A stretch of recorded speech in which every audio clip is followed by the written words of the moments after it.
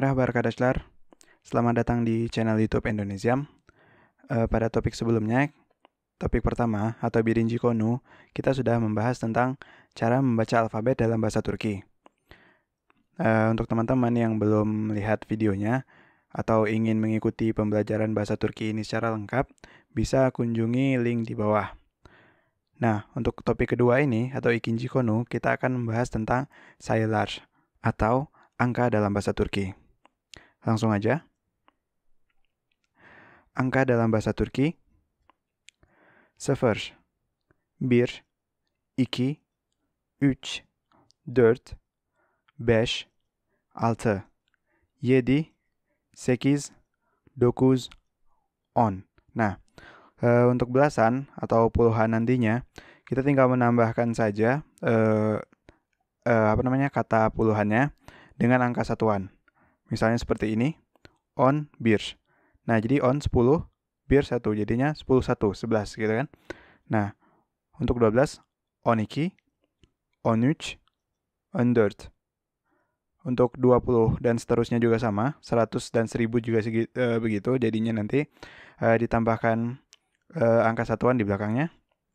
Jadi kalau misalnya angka 21, jadi 21 menjadi 21. 22 22, 23 23. Untuk 10 10, 20, 30, 40, 50, 60, 70, 80, 90. Nah, kalau untuk angka 100, bahasa Turkinya 100.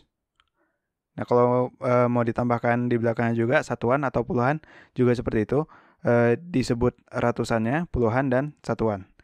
Misalnya 101 jadi 101. 123 123. 123 seperti itu. Nah, kalau misalnya seperti ini 999, 900 itu 900, 90 itu 90 dan 9 itu 900, jadinya 959 900 90 900 900 seperti itu. Angka 1000 bin bahasa Turkinya 1001 bin bir, sama formatnya ditambahkan satuan di belakangnya.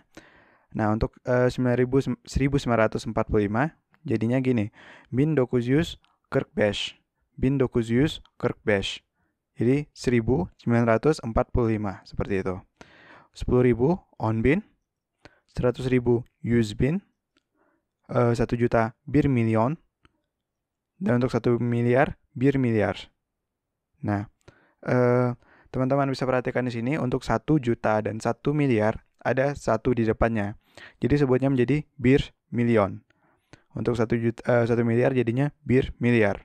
Tapi untuk angka 1000 dan angka 100, walaupun dalam bahasa Indonesia ada se di depannya yang menyatakan angka 1, tapi untuk dalam bahasa Turki kalau misalnya disebut bir yüz atau bir bin itu salah.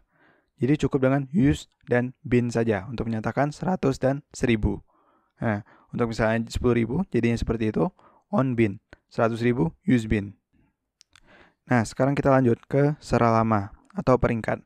Maksudnya seralama di sini atau peringkat di sini adalah misalnya dalam bahasa Indonesia ada yang namanya urutan, begitu kan? Pastinya berkaitan dengan angka. Contohnya seperti ini. Pertama, kedua, ketiga, keempat, dan seterusnya seperti itu. Jadi ada ke sekian, sekian, sekian. Nah, kalau dalam bahasa Indonesia ada cukup dengan ditambahkan imbuhan ke di depannya. Dalam bahasa Turki juga ditambahkan imbuhan, tapi imbuhannya di belakang. Karena memang bahasa Turki itu imbuhannya akan diletakkan di belakang. Nah, imbuhannya seperti apa? Imbuhannya ada beberapa dan ada aturannya. Untuk itu kita belajar sekarang. Aturan imbuhannya seperti ini. Nah, ada son ünlü harfleri. Maksud son ünlü harfleri ini apa? Son ünlü harfleri itu artinya adalah huruf-huruf vokal akhir. Nah, contohnya seperti ini. Dan maksudnya juga, maksud dari huruf vokal akhir itu adalah misalnya dalam kata yedi misalnya kan ada 2 huruf vokal di sana, E dan I.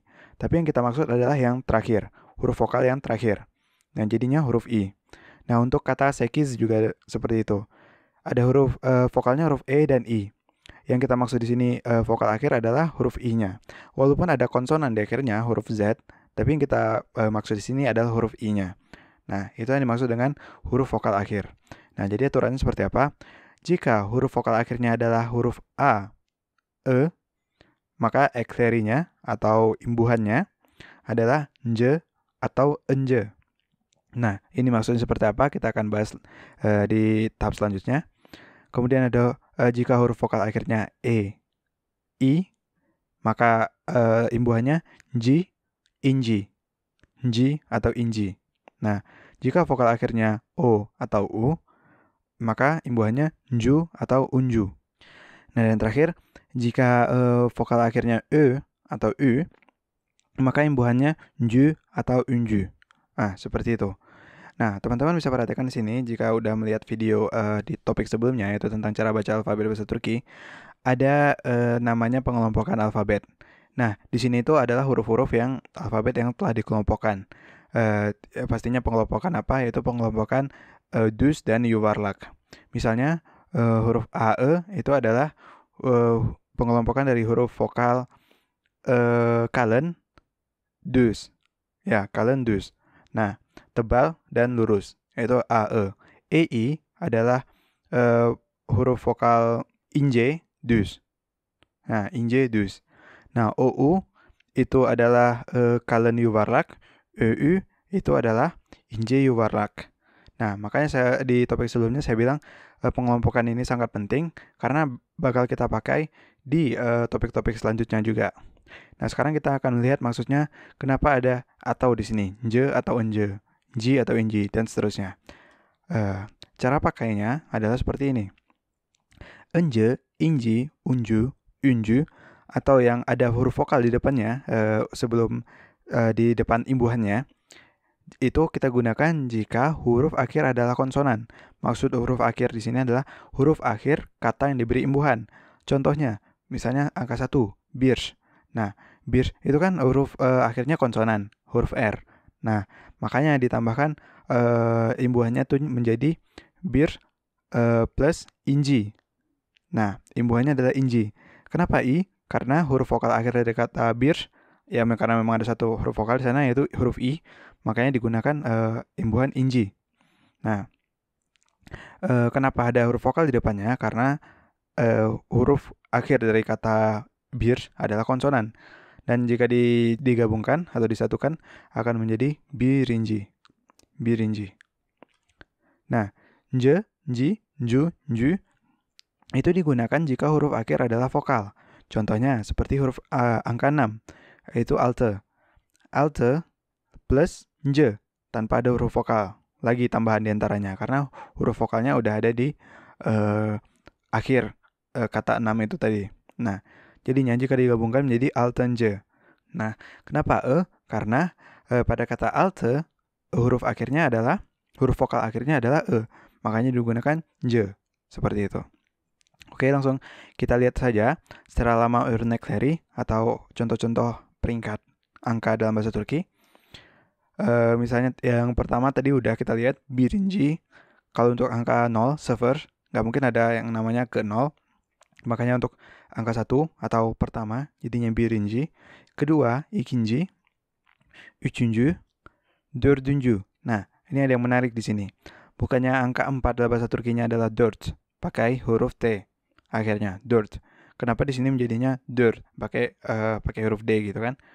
Karena dalam bahasa Turki ada yang namanya ses yumuşaması. Nah, ses yumuşaması ini maksudnya adalah penghalusan suara. Nah, kenapa harus ada penghalusan suara? Terkadang orang Turki itu susah mengucapkan suatu kata itu jika hurufnya itu menyulitkan. Jadi kalau misalnya huruf T bagi mereka itu kadang menyulitkan. Misalnya jika diberi imbuhan akan menjadi dördüncü kan. Nah, untuk menyebutkan dördüncü itu bagi mereka susah. Makanya dihaluskan T itu menjadi D. Makanya menjadi dördüncü. Untuk topik-topik berikutnya kural atau cara ini akan dipakai. Tapi untuk angka cuma teman-teman jangan khawatir, ini cuma bakal dipakai di angka 4 doang. Jadi dördüncü. Nah, jadinya dördüncü. Kenapa üncü? Karena huruf vokal akhirnya adalah jadinya dipakai üncü. Begitu. 5. Beşinci.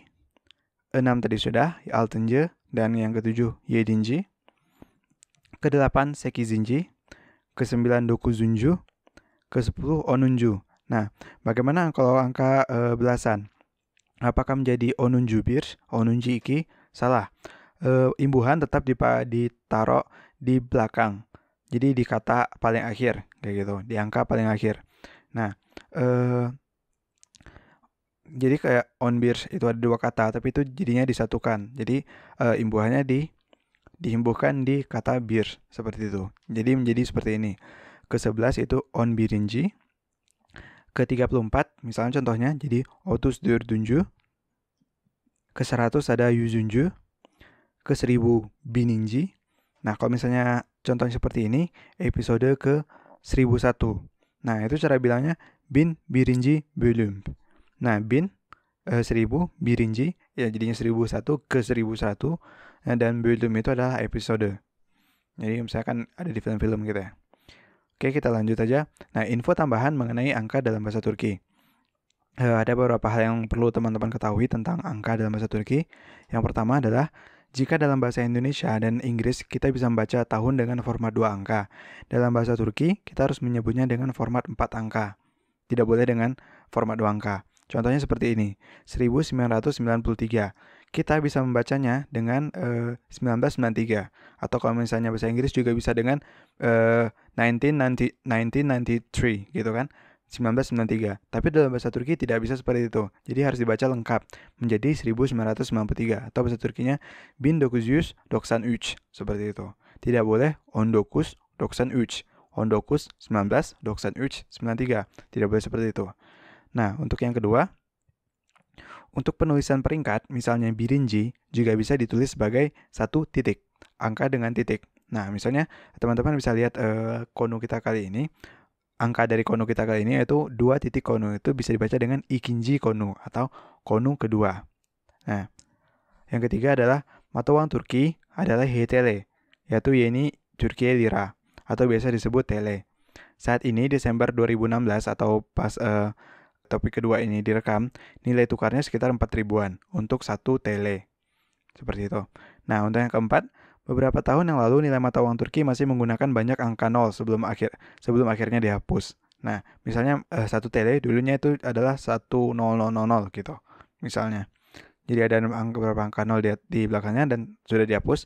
Dan sampai saat ini masih banyak orang-orang Turki menyebut 1 tele sebagai bir milyon. Nah, misalnya jadi jangan heran kalau misalnya teman-teman pergi ke pasar dan pas ditanya harga 1 tele mereka bilangnya bir milyon, itu berarti 1 tele harganya.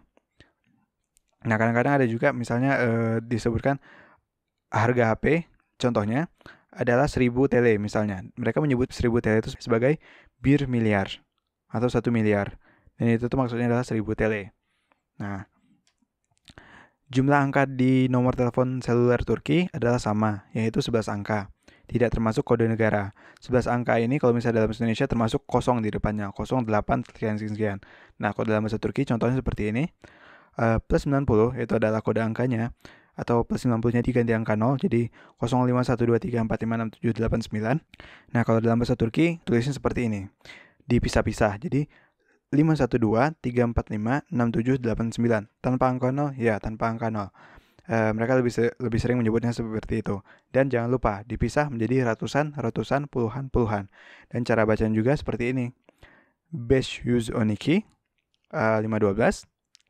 512 345 67 89. Nah, 512 345 67 89 seperti itu.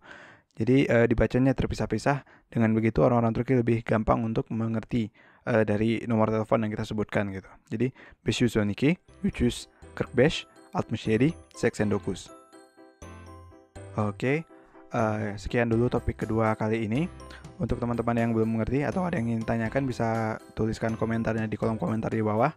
Jangan lupa subscribe channel YouTube Indonesiam ini untuk mendapatkan notifikasi dari video-video terbaru pembelajaran bahasa Turki.